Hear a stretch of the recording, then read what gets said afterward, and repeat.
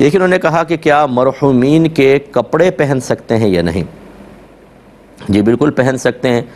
نہ تو وہ کوئی ناپاک کپڑے ہوتے ہیں اور نہ ہی کسی شخص کے مر جانے سے معاذ اللہ ان کپڑوں کے اندر کوئی نحوست پیدا ہو جاتی ہے کہ جو پہنے گا اس کے وہ بھی موت کے قریب ہو جائے گا، یہ مصائب کا شکار ہوگا۔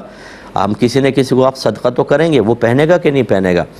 تو یہ بالکل غلط قسم کا خیال ہوتا ہے کہ جو مرحوم کے کپڑے ہوتے ہیں وہ گھر میں استعمال نہیں ہوں گے، سارے صدقہ ہوں گے۔ نہ،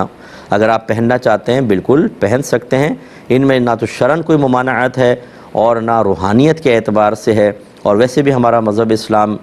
ہمیں سمجھاتا ہے کہ کسی چیز میں اصلاً کوئی نحوست نہیں ہوتی۔ برے اعمال کے اعتبار سے ہم کہہ سکتے ہیں کہ بھئی یہ اس شخص کے اندر نحوست ہے کہ برے عمل کرتا ہے، شراب پیتا ہے، زنا کرتا ہے، وہ بات علیحدہ ہے، لیکن فی نفسی جیسے اب یہ پین ہے، ہم کہیں یہ پین منحوس ہے، ایسا نہیں ہوتا۔ اللہ تبارک و تعالی نے کسی چیز میں نحوست نہیں رکھی، اور نہ کسی کی موت وغیرہ کی وجہ سے یا اس کے جسم سے کچھ ٹچ ہونے کی وجہ سے کوئی نحوست کا تصور ہے، یہ بالکل غلط ہے۔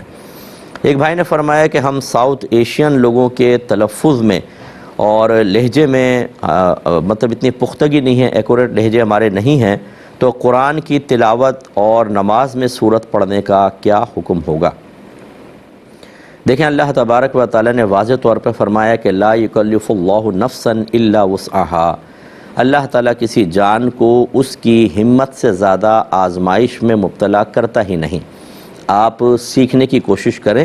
اگر تلفظ ٹھیک ہو جائے کوئی بات بہت اچھی بات ہے، اور نہ ہو تو کوئی مسئلہ نہیں ہے۔ آپ قرآن کی تلاوت کریں، آپ نماز میں پڑھیں، اس میں بالفرض آپ کے علاقائی لہجے کی وجہ سے کسی حرف کو آپ نے الٹا سیدھا پڑھ بھی دیا، آپ کے لیے اگر فرض کر لیں ہم ظاہری اعتبار سے دیکھیں کہ معنی فاسد ہو گئے، لیکن آپ کے حق میں معنی فاسد نہیں کہلائیں گے، کیونکہ آپ مجبور ہیں، اور آپ بالکل پڑھیں، نہ قرآن کی تلاوت چھوڑیں اور نہ نماز میں سورت پڑھنا چھوڑیں۔ ہاں یہ ضرور ہے کہ ہم آپ کو مشورہ دیں گے، کوشش کریں حتی الامکان اگر آپ مرد ہیں تو کسی اچھے امام کے پیچھے جس کے تلفظ ٹھیک ہوں اور وہ صحیح قرات کرتا ہو، اس کے پیچھے جماعت سے نماز پڑھیں، تاکہ آپ کے فرائض بالکل کامل طریقے سے اور آپ کی تشویش اور وسوسوں کے بغیر ہو جائیں۔ کیونکہ ہوتا ہے کبھی کبھی وسوسہ آتا ہے کہ یار پتہ نہیں میری نماز ہو رہی کہ نہیں ہو رہی، وسوسے ویسے تو ختم ہی کرنے چاہیے، لیکن بہرحال امام کے پیچھے نماز پڑھ لیں تو بالکل ہی مطمئن ہو جائیں گے۔ اور اگر کبھی فرض کر لیں جماعت نہیں ملی یا کوئی امام بھی ایسے ہی ہیں جو ساؤتھ ایشین ہے اور ان کا لہجہ بھی ایسا ہے، تو بالکل آپ نماز پڑھ لیں، انشاءاللہ آپ کی نماز ہو جائے گی۔ انہوں نے کویسچن کیا کہ یہ نان MBBS ڈاکٹر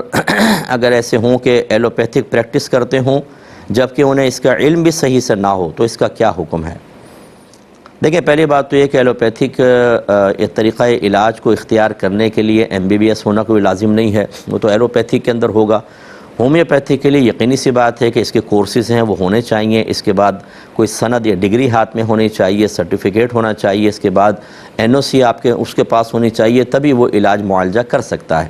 لہذا جب اس چیز کا علم ہی نہیں ہے تو یاد رکھیں کہ جس کو علاج کا علم نہ ہو اسے کسی کا علاج کرنا گناہ ہوتا ہے، لہذا ایسی صورت میں گناہ ہے، اس سے بالکل اجتناب کرنا لازم ہوگا۔